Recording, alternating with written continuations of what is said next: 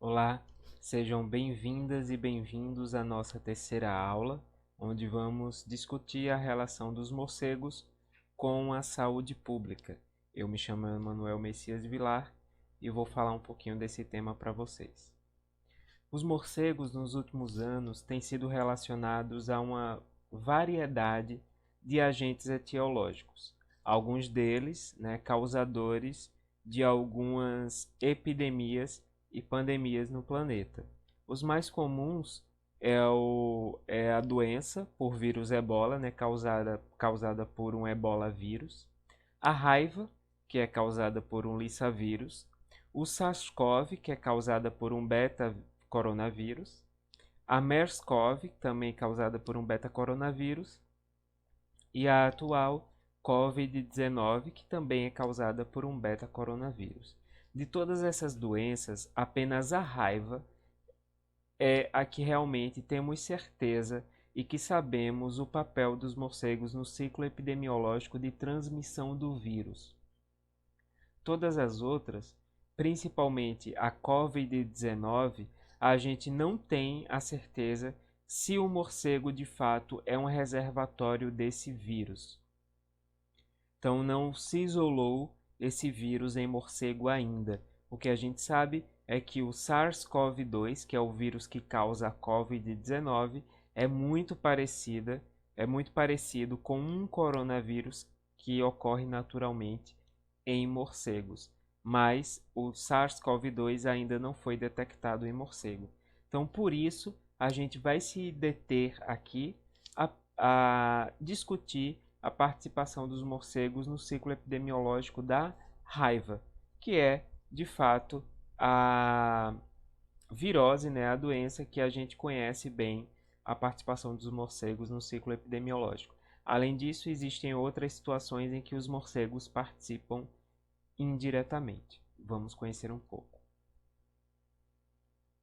Então, quanto aos protozoários, já foram isolados em morcegos, alguns tripanossomas e algumas leishmanias, certo? Então, os tripanossomatídeos já foram isolados em quirópteros de 7 famílias, aqui no Brasil, de 28 gêneros e 40 espécies. Mas isso quer dizer que o morcego é um reservatório para tripanossomatídeos, seja do gênero Trypanosoma ou do gênero Leishmania? Não, a gente não sabe na verdade, se os morcegos eles de fato são reservatórios, se eles são reservatórios competentes, para manter o patógeno circulando no ambiente. A gente não sabe a importância de fato que os morcegos têm no ciclo epidemiológico dos Trypanosoma tídeos. Então, mas se a gente isolou esses patógenos em morcego, então isso é um sinal de que a gente precisa estudar mais para a gente melhorar a nossa vigilância epidemiológica e passar a conhecer de fato o papel dos morcegos e a importância deles nesses ciclos epidemiológicos. Quanto a bactérias, a mais comum que já foi isolada em morcego e que causa alguns surtos zoonóticos, normalmente não associado a morcego, são as ricketsioses, sobretudo a Rickettsia rickettsii. A Rickettsia rickettsii. Então, essas bactérias elas têm como vetor os carrapatos do gênero Amblyomma e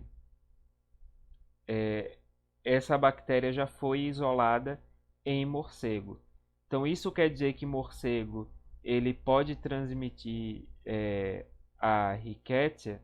A gente não compreende muito bem também essa relação, certo? Se ele se já foi isolado em morcego, em alguma situação, esse processo de transmissão, sim, ele pode ocorrer. No caso, transmitir para o carrapato e o carrapato eventualmente transmitir para um outro hospedeiro, incluindo o humano. Além dos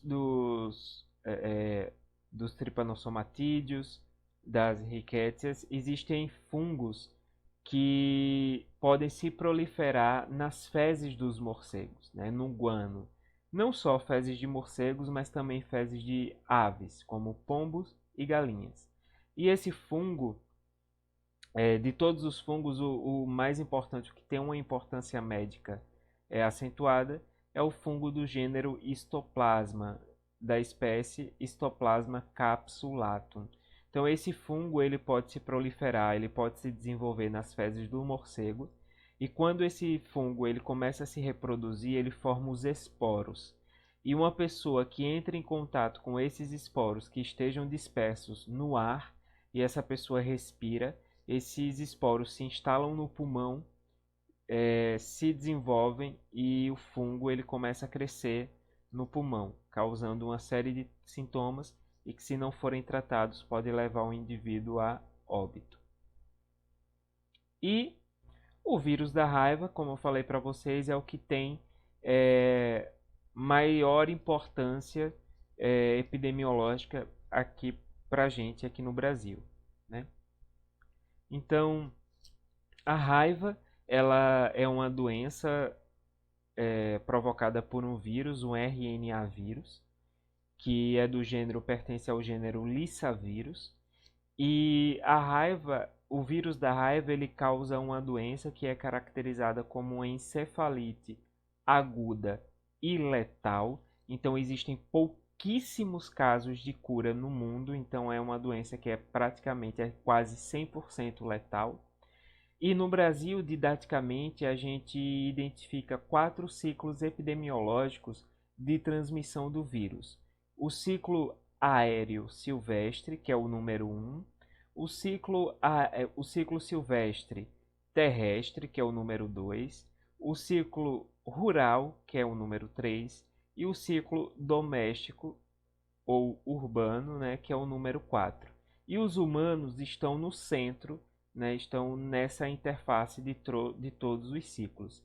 E a transmissão do vírus da raiva para humanos, ele pode acontecer por vários caminhos. E esses caminhos estão completamente relacionados com a interação dos animais, né, dos seres vivos, das espécies que podem adquirir o vírus e desenvolver a doença. Um fato importante é que o vírus da raiva, a raiva, só acomete mamíferos, certo? É uma doença tipicamente de mamíferos. E tratando-se especificamente da transmissão do vírus, né, pensando nos morcegos, o morcego ele pode transmitir o vírus diretamente para pessoas através da mordida, principalmente da mordida. Seja um morcego hematófago, quando raramente pode se alimentar de sangue humano, né, no caso do Desmodus rotundus, ou qualquer outra espécie de morcego que esteja infectada e uma pessoa pega esse animal, vai manipular incorretamente, esse animal vai querer se defender e a defesa que ele tem é morder. Então, lembrando que não é todo morcego que está infectado com o vírus da raiva? Não mesmo. Né? Então, é uma pequena quantidade de morcegos que estão infectados com o vírus da raiva. E é um vírus que pode acometer qualquer mamífero, certo? Inclusive nós humanos. Então, a transmissão do vírus de morcego para humano pode acontecer de forma direta, como está mostrando aí em A, na letra A. E essa transmissão direta, ela não ocorre só de morcego para humano, né, mas de qualquer outro mamífero para humano, como é o exemplo de B, que é a transmissão por meio do gato. E ela pode acontecer de forma indireta. Como assim indireta? Porque no caso do morcego, pode entrar um outro animal intermediário, como está demonstrando em C. Então, um gato, ele preda um morcego para se alimentar, então ele morde o morcego, se infecta, caso o morcego esteja infectado, né? Então, o vírus foi passado do morcego para o gato, como mostra C1, e esse gato adoece e começa a transmitir o vírus e, consequentemente, pode transmitir para um humano, que é o caso em C2. E Por que de forma indireta? Porque a gente sabe que o vírus da raiva, ele tem várias variantes, algumas variantes que ocorrem aqui no território brasileiro. E essas variantes, elas podem ser específicas de um reservatório específico. Então tem a variante de cão, tem a variante de morcego. Então, se esse gato que mordeu uma pessoa e infectou essa pessoa estava com a variante viral de morcego, isso significa que antes dela infectar a pessoa, ela se infectou com um morcego. Então, existem essas várias maneiras do vírus ser transmitido. E não é comum, né, a gente ver essa relação acontecendo na prática, né? Cães e gatos, nos últimos anos, têm sido diagnosticados com variantes virais específicas de morcego. E a gente tem alguns casos de óbitos humanos em decorrência dessa relação, como, por exemplo, o caso de óbito humano na cidade de Jacaraú, na Paraíba, no ano de 2015, em que um filhote de gato agrediu uma criança, mordeu uma criança, e esse gato estava infectado com o vírus da raiva. E a variante viral era a variante AGV3, que é específica de morcego. Então, isso indica que o gato entrou em contato com esse morcego infectado e, consequentemente, infectou a criança. Outro exemplo é um caso que houve de óbito, né, por raiva humana em Recife, no ano de 2017, onde uma mulher que estava cuidando de um gato foi mordida e esse gato também estava com a variante 3, que é de morcego. Então, o gato também entrou em contato com o morcego antes. Então, nos últimos anos, né, já ocorreram pelo menos 22.822 tratamentos pós-expositivos associados a morcegos, né, onde a pessoa entrou em contato com o morcego e teve que tomar o soro e a vacina.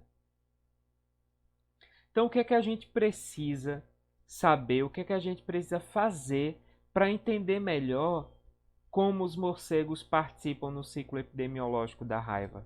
A gente precisa começar a fazer estudos interdisciplinares. Então, quando a gente vai, por exemplo, fazer um estudo de raiva em morcego na área urbana de Recife, então a gente precisa conversar e dialogar com vários profissionais. Então a gente precisa dialogar e conversar com os agentes que estão na rua, que estão em contato direto com a população. A gente precisa conversar e dialogar com biólogos, com veterinários, com sociólogos, com assistentes sociais, com toda a cadeia que vai lidar tanto com o animal quanto com as pessoas. A gente precisa começar a fazer trabalhos, a gente precisa começar a ir para campo, fazer as investigações nas casas das pessoas, colhendo informação de ecologia e de epidemiologia. Quando a gente vai fazer uma visita porque tem um morcego caído no chão de uma residência, por exemplo, é importante que a gente procure saber se alguém entrou em contato com aquele morcego, se na casa tem animal, se algum animal entrou em contato com esse morcego, se tem fruteira ao redor da casa, se tem abrigo de morcego nessa casa. Então são perguntas básicas que vão ajudar a gente a entender melhor como os morcegos se comportam nesse cenário.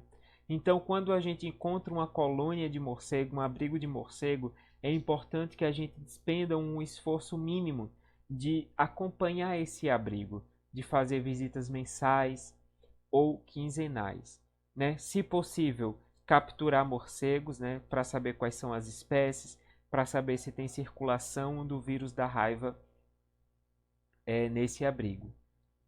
E a gente precisa de desenvolvimento tecnológico, né, e de algoritmos matemáticos, de cálculos matemáticos que nos ajude, por exemplo, a estimar quantos morcegos a gente tem em um abrigo, né? Então, digamos que a gente conte quantos morcegos tem num metro quadrado e a gente consiga estimar a partir daí quantos morcegos tem no abrigo inteiro. Porque aí a gente vai ter uma dimensão de quantos morcegos existem no ambiente, né? Então a gente começa a ter estimativas populacionais E por que a gente precisa disso? Porque isso vai nos ajudar a entender como os morcegos eles se organizam, né? Como eles lidam, como eles se estabelecem no ambiente. E essas informações nos ajudou, por exemplo, a entender que a forma com que os morcegos se agrupam, como eles se organizam, pode facilitar ou não a transmissão do vírus da raiva entre eles. Como, por exemplo, a conectividade entre as colônias. Digamos que a gente tem a colônia A e a colônia B. E o morcego da colônia A, ele visita a colônia B. Se essas colônias são conectadas, a gente tem uma facilitação de transmissão do vírus da raiva de uma colônia para outra. A heterogeneidade. Então, quanto mais diverso for o abrigo, a gente tem em um único abrigo 5 espécies de morcego. E a gente tem no abrigo, em outro abrigo, apenas uma espécie. Então, no abrigo mais heterogêneo, que vai ter muito mais espécies de morcego, as chances de transmissão do vírus ela pode ser aumentada. Quanto mais denso for esse abrigo, maiores as chances também, porque os morcegos eles vão estar o quê? Eles vão ter um contato muito maior, um contato muito mais próximo. E como o vírus da raiva ele normalmente é transmitido através, né, da mordida, da saliva, então quanto mais próximo o morcego tiver um do outro, maior é a chance de transmitir esse vírus. Então, coletar essas informações ecológicas e da biologia do bicho é importante para a gente entender questões como essa. E isso ajuda a gente a detectar onde tem circulação do vírus da raiva na área urbana, por exemplo. Vai ajudar a gente a saber a incidência do vírus da raiva na área urbana, a prevalência do vírus. Se o vírus está constante durante o ano, né? Se ele é prevalente durante o ano. Isso ajuda a gente a saber como anda a população, inclusive a saúde dos nossos gatos, dos nossos cães, né? De outros animais até, de outros mamíferos que a gente pode encontrar na área urbana. E a gente entendendo isso, a gente toma medida preventiva e de vigilância que evite o transbordamento, que nada mais é do que a transmissão do vírus da raiva de morcego para outras espécies, né, de mamíferos, como cão, gato, cavalo, boi. E isso nos ajuda a entender melhor as zoonoses, especificamente a raiva, e desenvolver ações de vigilância mais eficientes. Então, o que é que a gente precisa, né, nesse processo todo? A gente precisa entender a biossegurança, porque a gente está lidando com um vírus e um risco de transmissão desse vírus para a gente e para outros animais.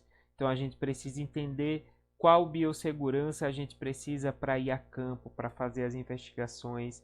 A gente precisa fazer uma vigilância ativa, a gente precisa saber quais são os morcegos que ocorrem na área urbana, saber quem são as espécies que a gente está trabalhando. E para isso a gente precisa despender um esforço de amostragem, de coleta, de investigação. E que preferencialmente ele seja homogêneo durante o ano. Que a gente faça uma vez por mês, a cada 2 meses, que ele seja periódico. E que a gente possa acessar áreas mais restritas, comunidades mais periféricas, que a gente faça essa investigação de forma homogênea pela cidade. E a gente possa, através dessa investigação, dessa vigilância, comunicar. É importante que a gente converse com as pessoas, que a gente explique para as pessoas a importância que os morcegos têm para o meio ambiente e que, sabendo da importância que os morcegos têm, que as pessoas também precisam se cuidar e estarem atentas para não entrar em contato com os morcegos. E de todo esse processo da vigilância, né, a gente precisa estar atento à mobilidade. Como a gente vai se deslocar? Como a gente vai acessar essas áreas? Como a gente vai fazer essa investigação? Como a gente vai ampliar essa vigilância?